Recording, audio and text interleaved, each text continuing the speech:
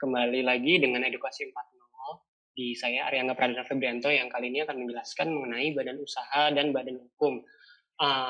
Tujuan dari pembelajaran kali ini adalah supaya membuat pelaku usaha, terutama UMKM, untuk mengerti jenis-jenis dari badan usaha dan badan hukum sendiri apa, proses pendiriannya apa, lalu perbedaannya sendiri apa.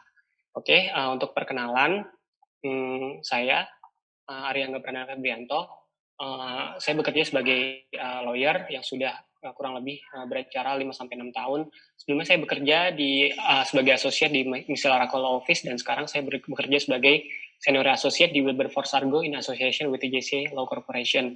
Dan kali ini saya membantu projectkontrakmu.com untuk membahas mengenai badan usaha dan badan hukum. Oke, agenda kali ini adalah apa sih? Yang pertama adalah apa sih itu badan hukum dan badan usaha. Lalu kedua adalah mempelajari proses pendirian, dan terakhir adalah kesimpulan dari presentasi ini. Oke, kita masuk aja ya. Untuk pertama, sebagai perkenalan adalah yang perlu kita ketahui, tidak semua badan usaha itu adalah berbentuk badan hukum. Namun sebaliknya, semua badan hukum pasti merupakan badan usaha. Nah, perbedaan secara prinsipil sendiri adalah terletak pada pemisahan harta, kekayaan, dan pertanggungjawaban pemilik dengan si badan yang usaha yang dibentuknya. Contohnya, badan hukum memisahkan harta, kekayaan, dan pertanggungjawaban antara pemilik dengan badan usaha yang dibentuk. Dalam artian, jadi kayak usaha atau pertanggungjawaban dan si asetnya milik si pemilik sendiri tidak akan dianggap sebagai aset milik si badan usaha. Sebaliknya, badan usaha non badan hukum menganggap bahwa harta milik pemilik merupakan harta dan kekayaan milik badan usaha juga. Yang dalam artian apabila terjadi gugatan atau sengketa dengan pihak lain, maka para pendiri atau persero maupun pemilik harus bertanggung jawab atau menanggung sampai dengan harta pribadinya. Ini yang disebut sebagai unlimited liability. Oke. Lalu untuk badan usaha yang badan hukum. Nah, perbedaannya adalah badan hukum memisahkan harta, kekayaan, serta pertanggungjawaban pemilik dari si badan usaha. Selain itu, badan hukum dianggap juga sebagai subjek hukum yang dapat bertindak selayaknya manusia atau limited liability. Contohnya, apa sih yang dimaksud dengan badan hukum dianggap sebagai subjek hukum yang dapat bertindak layaknya manusia? Contohnya adalah kalau kita manusia nih, individu nih, kita ingin mengadakan sebuah perjanjian, contohnya perjanjian kerjasama dengan pihak lain. Nah, badan hukum sendiri juga bisa membuat perjanjian itu yang atas nama badan hukumnya. Jadi, kalau misalkan ada sebuah PT, dia ingin mengadakan perjanjian dengan PT lain, maka PT tersebut bisa menggunakan namanya sendiri, itu tidak perlu nama pemiliknya atau shareholdersnya atau nama direkturnya. Dan dalam PT sendiri ini diwakili oleh direktur sebagai orang yang punya kuasa atau untuk bertindak atas nama PT. Nah, terkait dengan pemisahan harta kekayaan itu sendiri menjadi sebuah isu krusial ketika ingin membentuk sebuah badan usaha. Contohnya, kalau apabila usaha skala kecil atau menengah, mungkin banyak yang memilih badan usaha dan badan hukum. Kenapa? Karena mungkin lingkup usaha atau manajemennya masih bersifat terbatas atau berskala kecil. Namun tentunya, makin berkembang suatu unit usaha tentu perlu dipertimbangkan pula untuk merubah menjadi badan usaha yang berbadan hukum. Kenapa? Karena ini untuk sebagai perlindungan dari harta atau aset pribadi milik pemilik atau pendirinya. Oke?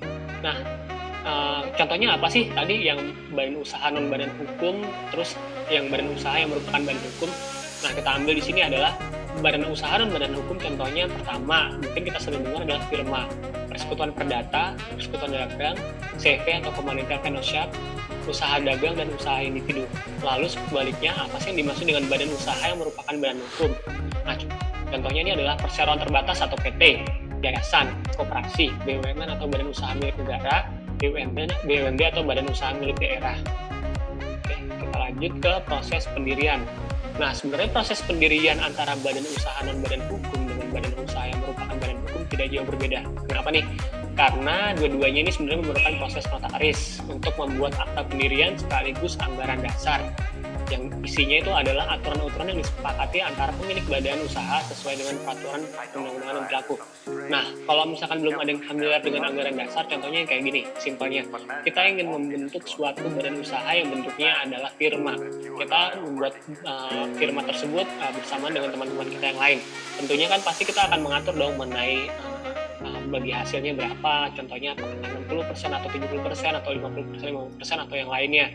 Nah, ini tuh yang akan diatur nanti di dalam anggaran dasar, dan notaris akan menuangkan ini tuh dalam sebuah akta. Nah, perbedaannya apa? Kalau perbedaannya adalah badan usaha yang merupakan badan hukum Selain juga memerlukan proses notaris untuk membuat akta dan anggaran dasar, ini juga mewajibkan anggaran dasarnya disetujui oleh Kementerian Hukum dan HAM serta diumumkan dalam berita negara atau Stat Gazette. Oke, ini kita masuk sekarang ke bagian proses pendiriannya. Ini inline dengan apa yang kita jelasin tadi mengenai proses pendiriannya. Untuk badan usaha non badan hukum ini biasanya masukin dokumen yang diperlukan ke notaris. Nah, contoh dokumen yang diperlukan itu apa sih? Contohnya adalah kalau misalkan kita nih individu, kita biasanya akan diminta notaris tuh KTP dan NPWP. Kenapa kita butuh NPWP juga? Karena kan terkait dengan perpajakan juga ya. Karena kalau kita menerima income dari usaha yang kita ini tentu harus dilaporkan juga ke dalam SPT. Nah, nanti notaris di sini akan mendraft anggaran dasar dan akta pendiriannya. Nah, dan akta pendiriannya ini nanti setelah jadi ini menjadi dasar pendirian dari si badan usaha non badan hukum sendiri. Nah, sebaliknya untuk badan usaha yang merupakan badan hukum, sebenarnya prosesnya sama nih. Ada dokumen yang diperlukan, kita ngasihnya ke notaris, lalu notaris akan membuat akta pendirian dan anggaran dasar. Nah, perbedaannya adalah di dua proses terakhir. Kenapa? Sesuai dengan yang dijelaskan tadi, si anggaran dasar serta akta pendiriannya itu sendiri wajib mendapatkan pengesahan dari Kementerian Hukum dan HAM serta akan diumumkan dalam berita negara. Jadi perbedaannya dua itu sih. Jadi kalau misalkan badan usaha dan non badan hukum tuh sebenarnya nggak ada pengesahan dari Kumham serta nggak ada pengumuman di lembaran negara. Sedangkan badan usaha yang merupakan badan hukum, dia itu memerlukan pengesahan dari Kumham dulu nih sebelum disahkan sebagai badan hukum nih. Lalu akan diundangkan di dalam sebuah berita negara. Oke, ini dari spek skemanya untuk dilihat dulu. Kita lanjut lagi. Nah, kelebihan dan kekurangannya apa sih? Pasti kan tadi kan kita udah bahas nih mengenai pemisahan harta dan kekayaan untuk skala usahanya serta proses pendiriannya. Sekarang kita masuk ke kelebihan dan kekurangannya. Nah, ini kita breakdown satu-satu dulu dari kelebihan badan usaha non badan hukum. Pertama adalah nggak ada minimal modal yang harus di-store. Jadi kayak misalkan kalian mau bikin usaha dari hitungan ratusan ribu, contohnya hanya 500.000 tuh bisa. Kalau kalian ingin membuat badan usaha non badan hukum. Terus lebih cocok untuk usaha skala kecil dan menengah yang masih memiliki sistem manajemen yang tidak kompleks. Kenapa? Karena kan di sini biasanya kalau UMKM atau usaha kecil dan menengah kan biasanya kan dimulai dari bisnis kecil-kecilan, contoh bisnis dalam keluarga gitu. Nah, ini dia biasanya karena dia usahanya masih skala kecil dan manajemennya mungkin masih hitungan orang, 1, 2, 3 orang, jadi sebenarnya lebih cocok apabila dia menggunakan badan usaha dan badan hukum nih.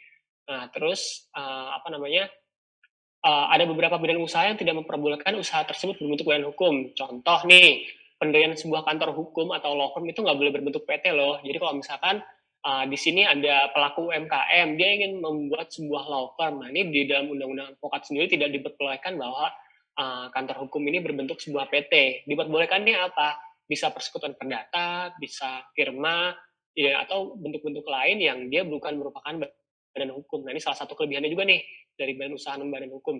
Nah, terus terakhir adalah dapat langsung mulai usaha dikarenakan proses pendirian yang relatif singkat. Kenapa relatif singkat? Karena aktanya dan anggaran dasarnya sendiri itu tidak perlu mendapatkan persetujuan dari Kementerian Hukum dan HAM. Jadi ketika notaris sudah menyelesaikan akta, sudah tanda tangan, itu di saat itu juga si badan usaha non badan hukum tersebut itu resmi berdiri. Oke, ini dari kelebihannya. Terus sekarang kita masuk ke kekurangan badan usaha non badan hukum.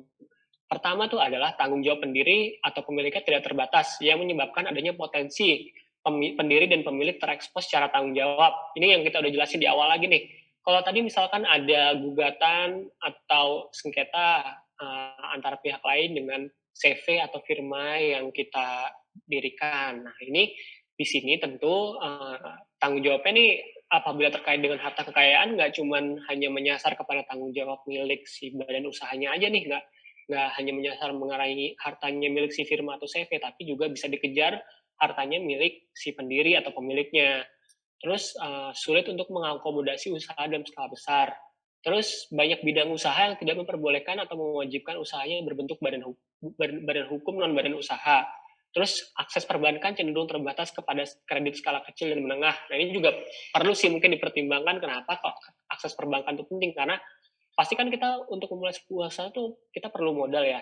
Nah, biasanya ini bank ini cenderung membatasi akses kredit kepada hanya ke ini aja untuk kredit skala kecil dan menengah aja. Jadi kalau misalkan kalian ingin mengambil kredit dalam jumlah tertentu, apabila kreditnya akan disalurkan kepada badan usaha non badan hukum nih, biasanya bank agak sulit nih untuk mencairkan kreditnya nih, karena mereka tahu karena tadi ya pertimbangannya adalah si tanggung jawab pendiri dan pemiliknya sendiri ini kan nggak terbatas kan, dia agak sulit nih. Jadi ini juga bisa mempengaruhi bankability dari usaha yang akan dibentuk. Oke, kita lanjut. Nah, ini kelebihan badan usaha yang merupakan badan hukum. Pertama adalah mampu mengakomodasi usaha dan skala besar, memisahkan tanggung jawab serta harta kekayaan si pemilik atau pendiri, lalu memiliki akses lebih ke berbagai bidang usaha yang diperbolehkan secara hukum, dan akses perbankan lebih luas. Ini kurang lebih hampir kebalikannya dari kekurangan badan usaha dan badan hukum ya. Ini bisa kita lihat di sini. Terutama sebenarnya yang paling poin pentingnya adalah pemisahan tanggung jawab serta harta kekayaan si pemilik atau pendirinya sih. Ini kelebihan yang paling utama di badan usaha yang merupakan badan hukum. Nah, tapi jangan lupa ya kalau misalkan badan hukum itu juga terdapat kekurangannya. Pertama adalah terdapat minimal modal yang wajib disetor, sehingga mungkin menyulitkan pihak yang baru merintis usaha. Contohnya adalah kalau misalkan di kita harus PT kan tuh ada minimal modal yang di-store ya, itu 25% dari modal dasar.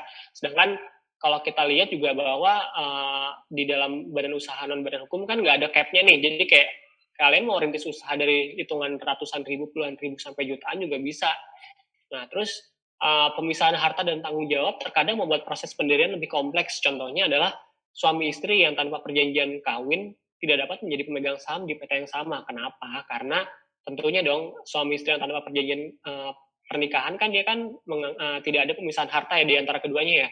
Berarti akan dianggap sebagai keduanya ini berasal dari sumber yang sama. Nah, ini nggak bisa nih, karena kita mesti lihat dari di teorinya badan hukum adalah mereka adalah strict limited liability. Nah, ini tentu akan menyulitkan juga kan untuk usaha kecil ya kan. Contoh kan biasanya kan kita usaha kecil itu dimulai dari keluarga ya, contoh suami dan istri. Nah, kalau kita ingin langsung membuat PT, kita mesti ada consideration dulu nih, apakah suami istri tersebut memiliki perjanjian pernikahan atau enggak. Kalau misalkan enggak, dia pasti harus mencari pihak lain untuk menjadi shareholders-nya. Lalu membutuhkan modal yang relatif besar untuk maintain usaha serta menjaga sisi kepatuhan. Oh ya, jangan lupa bahwa untuk badan hukum ini sendiri itu sisi kepatuhannya lebih kompleks daripada badan usaha non badan hukum. Apalagi dari sisi perpajakannya juga pasti akan dikejar juga kan. Oke. Nah, lalu kalau kita lihat mungkin ada pertanyaan ya, apakah UMKM itu sebaiknya langsung berbadan hukum saja? Kalau ini sebenarnya saya berpendapat bahwa nggak ada kewajiban sih bagi UMKM itu untuk langsung berbentuk badan hukum. Kan tentunya kita harus melihat dulu ya, pertimbangan-pertimbangan untuk mendirikan sebuah usaha itu apa sih? Kayak misalkan ketersediaan modal, rencana jangka panjang, dan lingkup usaha. Nah, dengan membuat badan usaha non-hukum, maka UMKM bisa lebih cepat untuk memulai usahanya kan. Kadang kan kita ingin mendirikan suatu usaha kan juga nangkep momentum ya. Nah, momentum ini kan kita harus cepat-cepat nih.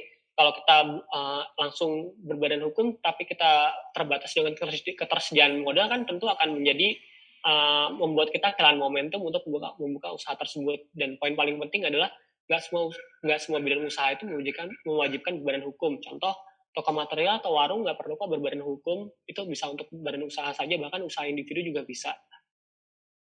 Nah, terus mungkin ada pertanyaan lagi nih, apabila kita udah mendirikan sebuah badan usaha yang non badan hukum, contohnya firma, terus makin lama nih ketika bisnis kita makin berkembang, kita ingin merubah nih statusnya nih sebagai badan hukum nih, apakah bisa nggak sih? Itu bisa-bisa aja. Nah, dan itu sebenarnya alur prosesnya itu mengikuti alur proses pendirian di slide yang kita udah bahas sebelumnya nih. Jadi kita masukin dokumen ke notaris akan mendraft anggaran dasar, lalu akan membuat pengesahan di Kementerian Hukum dan HAM, lalu akan diundangkan di lembaran berita negara. Nah, terus kita juga mesti dilihat lagi apakah akan ada penyesuaian nggak di pemilik dan pendiri si badan usaha ini. Contohnya kalau kita tadi mendirikan firma dengan suami atau istri kita kan, dan ternyata kita nggak punya perjanjian pernikahan nih. Wah, kalau ketika kita ingin mendirikan PT kan nggak bisa nih, karena kan dianggap sebagai satu harta yang sama kan. Nah, kita mesti nyari pihak lain nih untuk menjadi shareholders nih. Kenapa? Karena kalau PT itu ada minimal shareholdersnya adalah 2. Dia jadi nggak bisa sendiri gitu. Terus nggak perlu lagi dilakukan penyetoran modal awal. Kenapa? Karena harta-harta yang udah kita dapatkan di dalam badan usaha dan badan hukum itu bisa dianggap sebagai setoran modal awal atau inbank di PT baru yang akan kita dirikan. Nah, ini rangkumannya nih. Jadi sebenarnya nggak semua badan usaha itu merupakan badan hukum dengan kelebihan dan kekurangan masing-masing yang perlu menjadi perhatian si pelaku usaha. Terus nggak ada kewajiban juga bagi UMKM kok untuk langsung berbadan hukum. Tentunya harus melihat juga kan kita ketika dalam berbisnis mesti dilihat dulu nih pertimbangannya, apakah ketersediaan modalnya bagaimana, rencana jangka panjangnya gimana, serta lingkup usahanya bagaimana. Oke, itu sekian presentasi yang saya bawakan mengenai badan usaha dan badan hukum. Terus, oh ya, di sini kita juga akan memberikan kuis dan e-book untuk sebagai pengetahuan tambahan buat saudara-saudara sekalian, terus juga sebagai bahan evaluasi. Yang pertama adalah nih kuisnya dulu ya. Apakah perbedaan sekutu pasif dan sekutu aktif pada CV? Ya mungkin di sini ada pelaku UMKM yang udah mendirikan CV nih. Sebenarnya tahu nggak sih apa perbedaan sekutu pasif dan sekutu aktif ini? Jangan-jangan mungkin mereka hanya mendirikan CV, tapi mereka nggak tahu perbedaan prinsipilnya nih. Nah, terus keduanya adalah buat yang sudah mungkin merintis PT, sebenarnya ada loh istilahnya perbedaan modal dasar dengan modal yang disetor dalam PT. Nah, ini sebenarnya tahu nggak sih bahwa ini modal dasar tuh dengan modal yang disetor tuh beda loh. Perbedaannya apa? Nah, itu kuis yang kita ingin lempar kepada audiens, kepada UMKM untuk menjadi bahan evaluasinya. Oke, sekian dari saya, Aryangga Prananda Febrianto. Sampai berjumpa kembali.